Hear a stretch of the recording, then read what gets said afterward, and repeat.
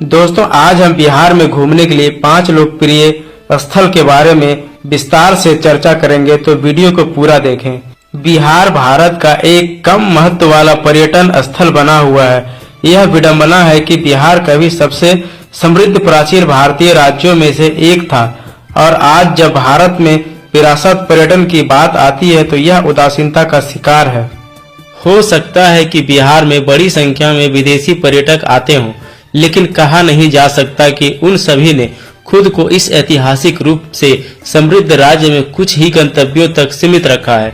अगर हम देखें तो माना जाता है कि बिहार के इतिहास की जड़ें भारत में सभ्यताओं के उदय से जुड़ी है, और फिर यह राज्य मगध जैसे राजसी साम्राज्यों की सीट के रूप में समृद्ध हुआ। यह वह राज्य भी है जिसने दुनिया को 2 महत्वपूर्ण धर्म, बौद्ध धर्म और जैन धर्म दिए। वर्षों के दौरान बिहार विविध संस्कृति और परंपराओं के साथ एक समृद्ध ऐतिहासिक स्थल के रूप में विकसित हुआ। आज हम जो देख रहे हैं वह विभिन्न साम्राज्यों की विरासत का स्वादिष्ट निचोड़ है, और अगर हम खुद को थोड़ा अधिक समायोज्य और यात्रा के लिए खुला मानते हैं तो हम भारतीय खजाने से एक महत्वपूर्ण रत्न का पता लगाने में सक्षम हो सकते हैं। तो दोस्तों, बिना किसी देरी के आइए हम बिहार की ऐतिहासिक भूमि की यात्रा शुरू करें। 1. गया।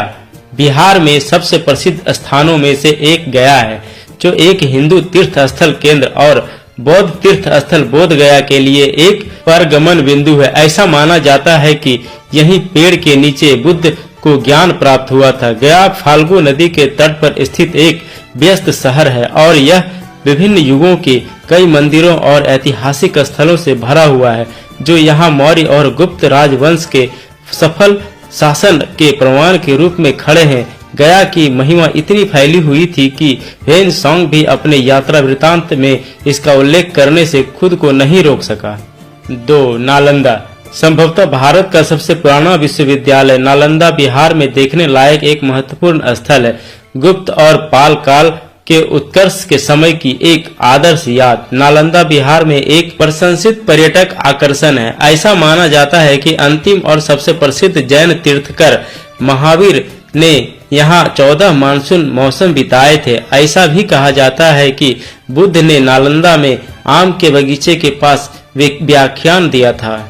इस शिक्षा केंद्र की प्रसिद्धि इस हद तक थी कि प्रसिद्ध चीनी यात्री हेन सांग यहाँ आए थे और कम से कम 2 वर्ष तक यहाँ रहे थे।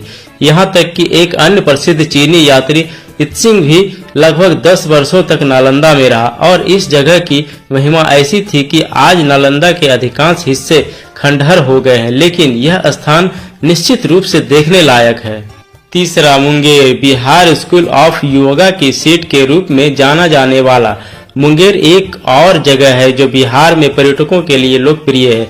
मुंगेर का इतिहास आर्यों के समय का है, जो आपकी बसावट के लिए मुंगेर को मिडलैंड कहते थे। लोग प्रेमियों के लिए मुंगेर कोई अनजान नाम नहीं है, इसलिए हम इस जगह पर बड़ी संख्या में विदेशी भीड़ उमड़ने की उम्मीद कर सकते हैं। वर्तमान में मुंगेर एक जुड़वां शहर है, जिसमें मुंगेर और जमालपुर शामिल है। बिहार के सबसे पुराने शहरों में से एक माना जाने वाला मुंगेर अंग्रेजों के हाथों में पड़ने से पहले कभी मीर कासिम की राजधानी था। इस जगह कई ऐतिहासिक अवशेष हैं जो यहाँ के आकर्षण को और भी बढ़ाते हैं।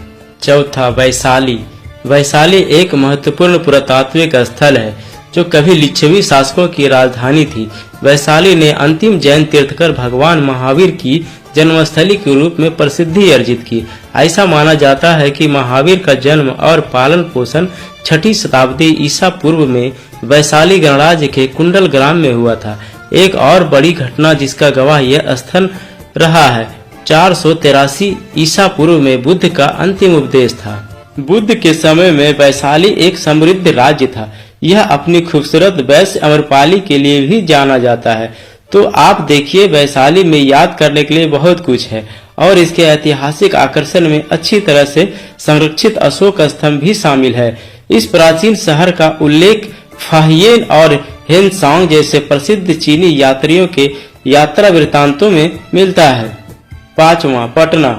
गंगा के दक्षिण तट पर स्थित पटना बिहार का सबसे बड़ा शहर है।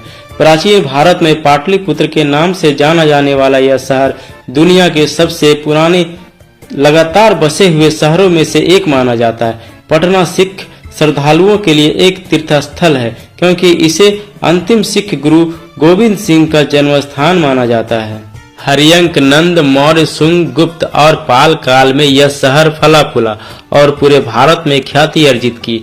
आज का पटना एक विकासशील शहर है जो आधुनिकीकरण के साथ कदम मिलाने का प्रयास कर रहा है। शहर में मॉल, हाई एंड होटल और थिएटर खुल गए। हालांकि पटना को अन्य महानगरीय लोगों का हिस्सा बनने के लिए थोड़ी तेजी लानी होगी। कुल मिलाकर पटना एक अच्छा गंतव्य है जहां अधिकांश आधुनिक सुविधाएं उपलब्ध हैं।